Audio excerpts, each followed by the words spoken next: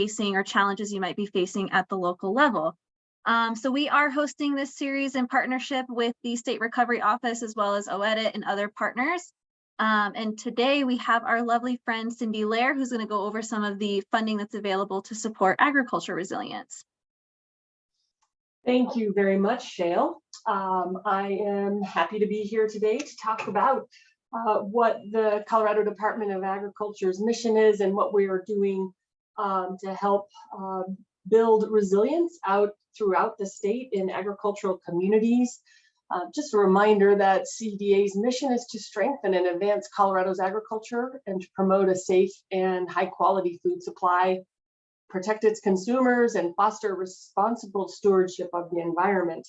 And so I work in the Conservation Services Division, and as I was talking with Jemmy about this presentation, I realized that most of you are with local governments. You're with cities, towns, and counties. And the main local government that we work with at the Colorado Department of Agriculture is the 74 conservation districts that are located throughout the state.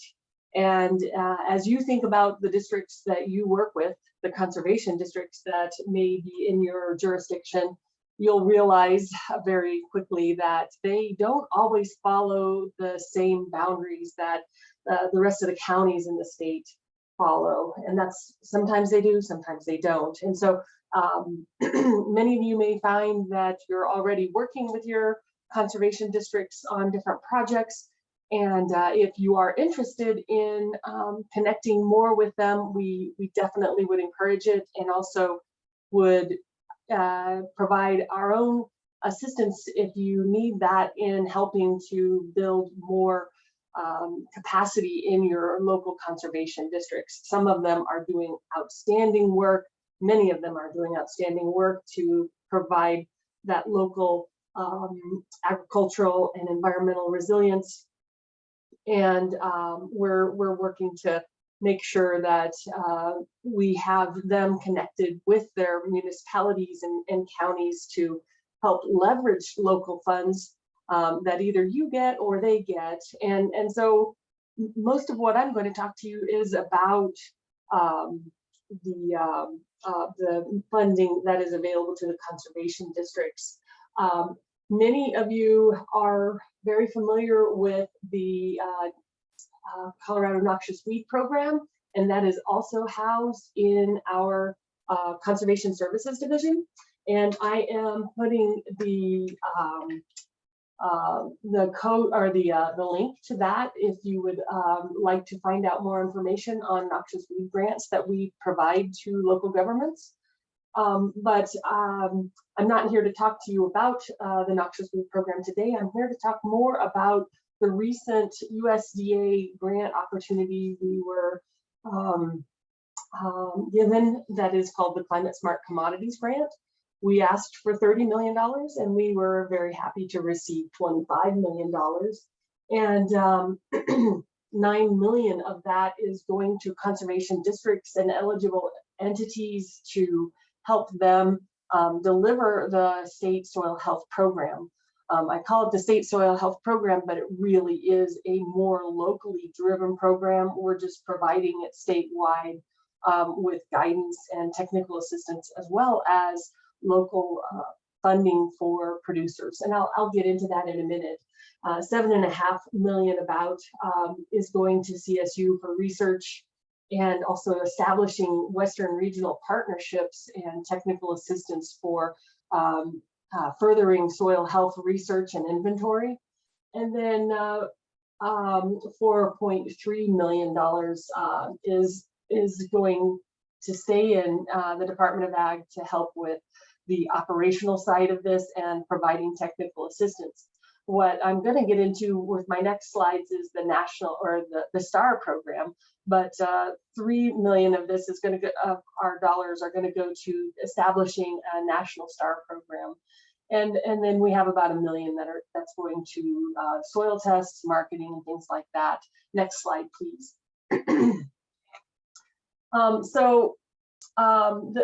This STAR program that I'm going to describe to you is a locally delivered program, and we have 25 new conservation districts and eligible entities that are going to be delivering this. And when I talk about eligible entities, that's usually just agricultural grower groups that are providing this opportunity to their members. And so this is up to 10 producers. There's capacity building money for the conservation district.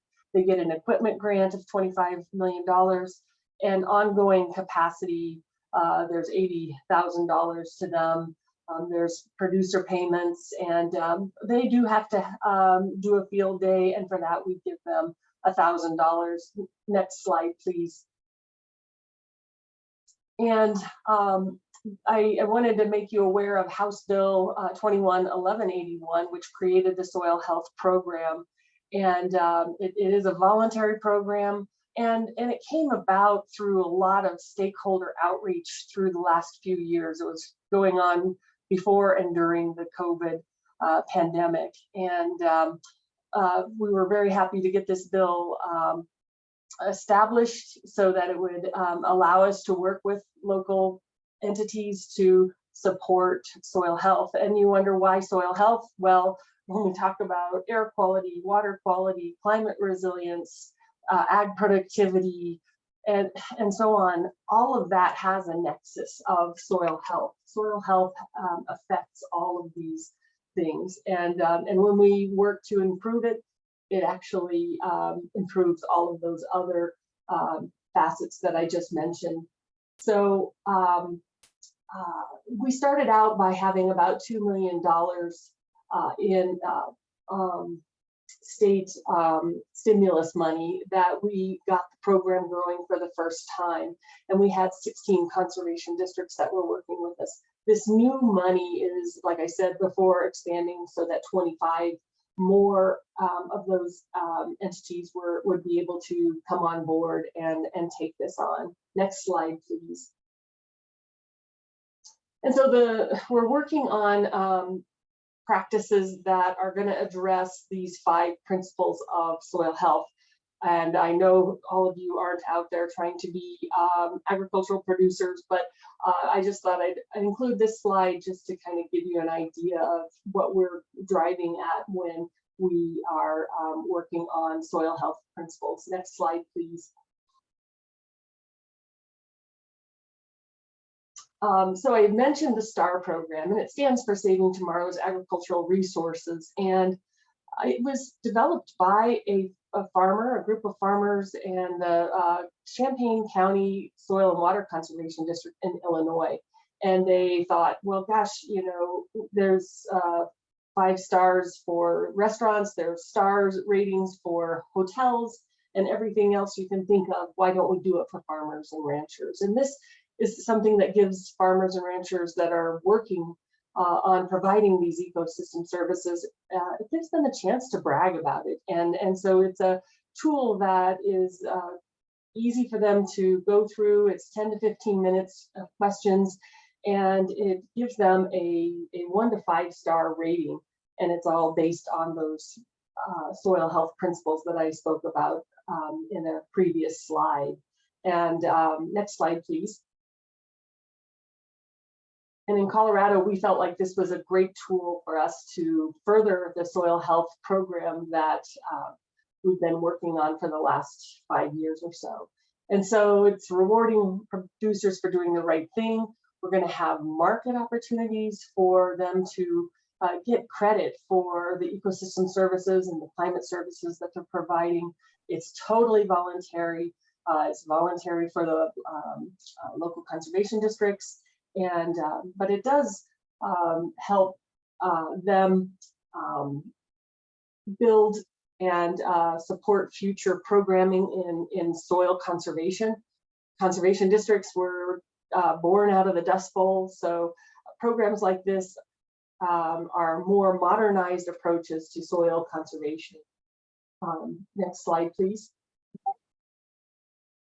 So here is a map of the conservation districts and that have been working on it and that will be working on it through this new money that we've recently been granted.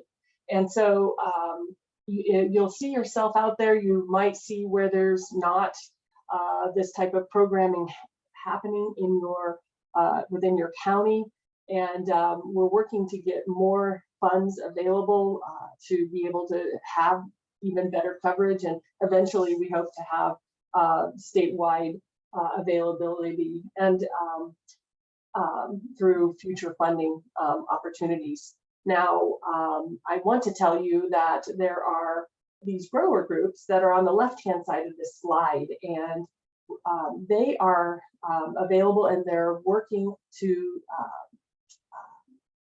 recruit different producers that would want to participate.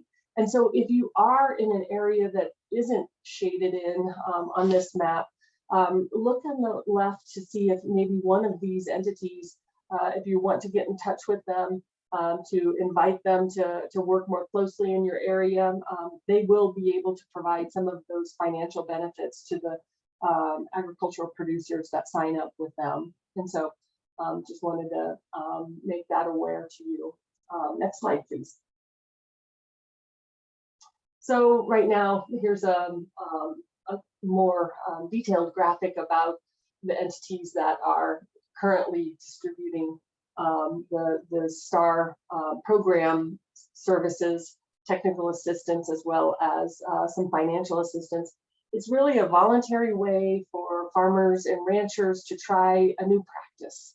And it's sometimes with margins being what they are, fairly narrow with their operating budgets, it's really important to be able to provide these opportunities to offset the costs of trying something new. And even if it's a piece of equipment, helping them get access to that equipment, or even helping them purchase it is what this program aims to do, to make it easier for them to try something new.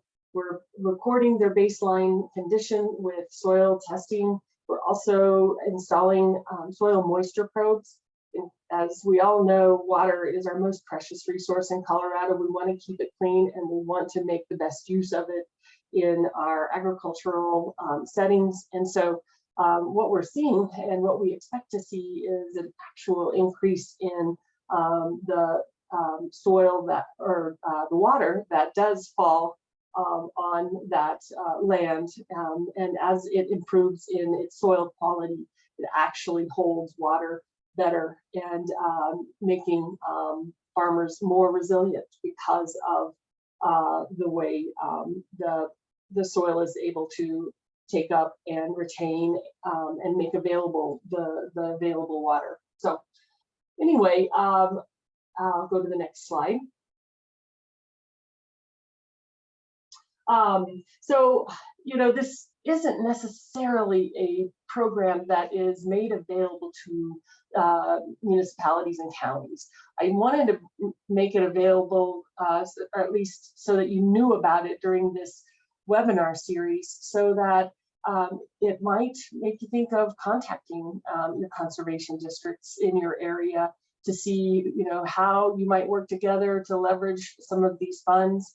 Another thing I would say is, if you know of a conservation issue or some type of a land use issue that you have that you are wanting to address, just a reminder that your conservation districts might be a really good group to partner with locally to help facilitate a necessary change that you're wanting to see, or help with bringing more people together to address some of those local issues that are difficult to work with. And so I will leave it at that for now. And when it's time for questions, I'd be happy to answer any questions.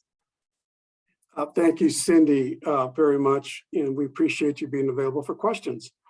And that, in fact, is the next agenda item, is questions and answers facilitated by Ann Miller.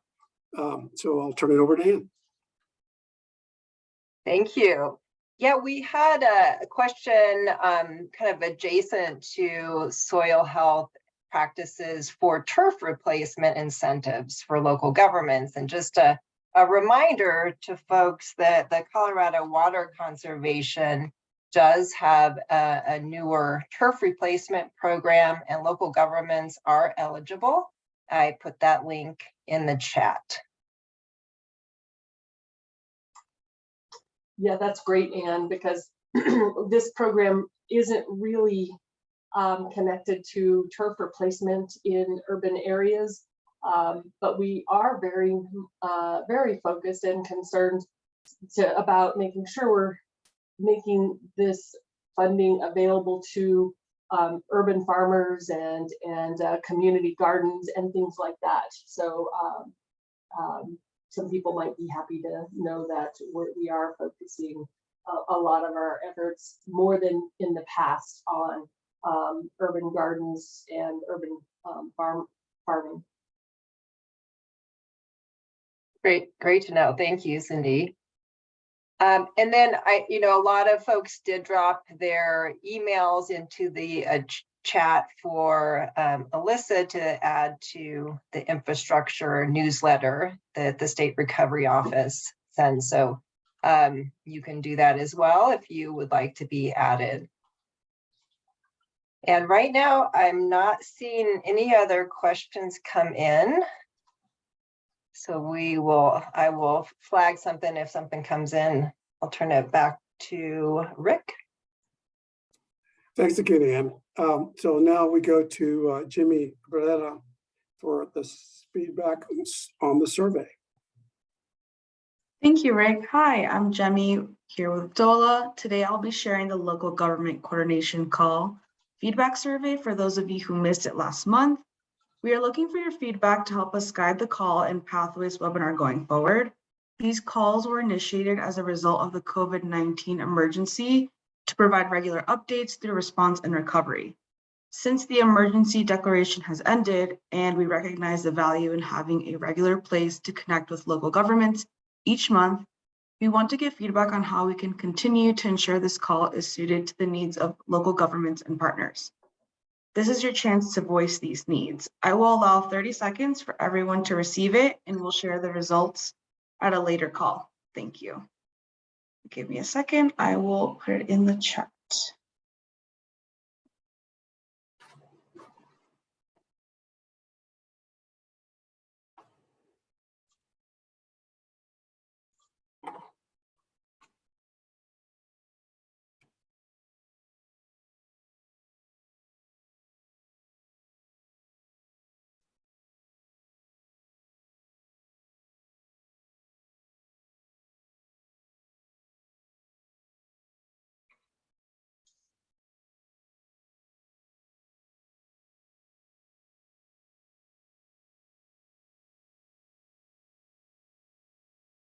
Okay, thank you so much for participating, and please let me know if you have any questions. I'll give it back over to you, Rick. Thank you, Jimmy. All right, we're at the end of the agenda. If there's not additional questions or comments from anyone on the call today or any of our presenters, let me thank Alyssa Denberg for joining, and also Cindy for her presentation, and also all the Colorado Resiliency Office staff for continuing to organize these local government coordination calls, typically on the third Wednesday of each month. So that would mean next month, the third Wednesday. So if there's nothing more to come, I see no additional questions in the chat, we will stand adjourned. Thank you all for joining today. Enjoy the rest of your day, week, and summer. Take care now.